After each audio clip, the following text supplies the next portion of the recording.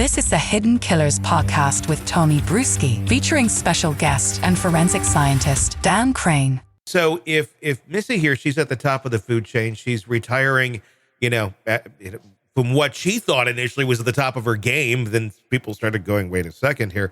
I mean, that's leadership from the top down.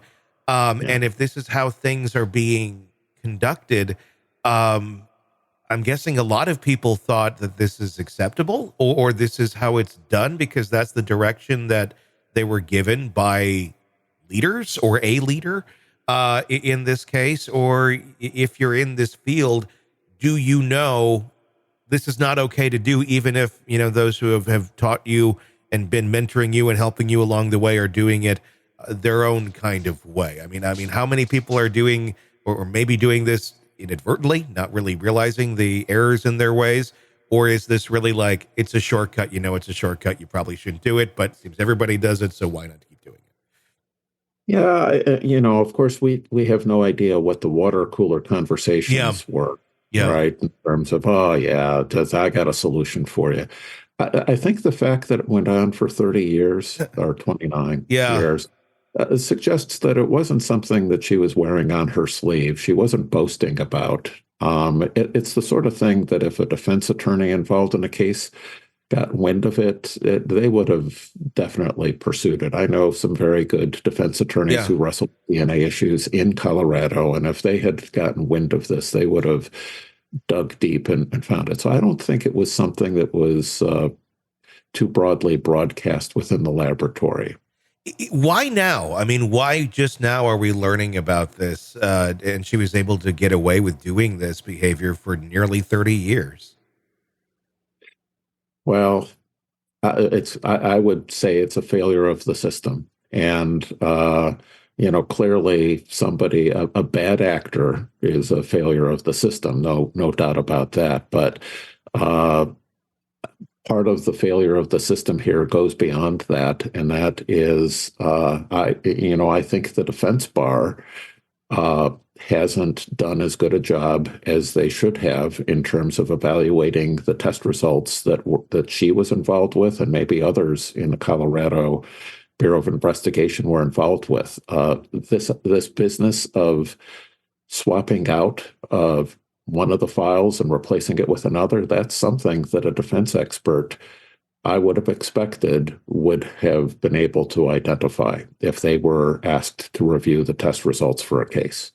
And so I think what we're seeing here is at least 652 instances where either the defense attorney didn't ask to see these controls as part of their work, or maybe they didn't get a good defense expert to help them evaluate those controls.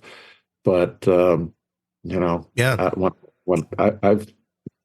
I get involved with the review of hundreds of cases a year, we have software that helps us with automating the process. And one of the things that software does is it looks to see if there are inconsistencies in the creation dates of these files, because that then, if we see a control that has a creation date that's 3 years before the case actually came to the laboratory, that's a pretty obvious red flag that there's a problem. So this should have been a fairly easy problem to catch. And that's what's so amazing about it, is that it went on for 30 years. I mean, how has there been no one in all those hundreds and hundreds of cases? We're likely to get to thousands of cases once the 94 to 08 information comes in. How is it that no one, like yourself or anyone else in your position wouldn't have been able to raise a red flag earlier and say, there's something off here? I mean, this has got to be, is this just like baffling to you how this would have gone on for so long? It's a little bit puzzling. But on the other hand, I think I need to help you understand a lot of it's relatively uncommon for a defense attorney to actually really critically evaluate DNA test results. Sure. It's my estimate is it's less than 5% of cases where DNA testing is performed. does the defense engage an expert? And I think that may be generous. It may be only 1 or 2, maybe 3%. So, we got 652 failures of the system, apparently. We can write off 95% of those just because the defense attorney didn't dig into what was really going on. Just, told their client, hey, look, they got DNA on you. Let's accept a plea bargain, right? Whatever. So 95% of those we can just take off the table. And then what happened with that other, 30 cases that, where there was a review?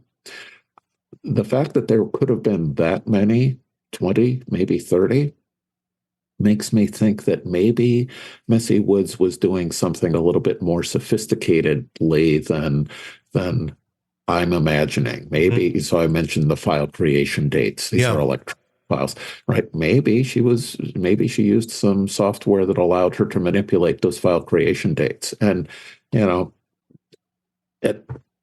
there's still things that we could look at that would help us identify it, but, I want, at some level, you have to start saying, I don't know that I need to look for everything when I'm reviewing a case, because it would require some really deliberate, diabolical action for somebody to have done it. But if she was being very sophisticated in terms of the way that she was hiding these files or not sharing these failed controls, that could account for why it is that 20 or 30 of them slipped through. Want to listen ad-free? Want advanced access to all of our interviews before anyone else? Become a True Crime Today Premium Plus subscriber on Apple Podcasts. You get every episode commercial-free, so you can binge on true crime until you can binge no more. Search True Crime Today Premium Plus on Apple Podcasts now, or go to our podcast page and sign up now. More of the Hidden Killers podcast next.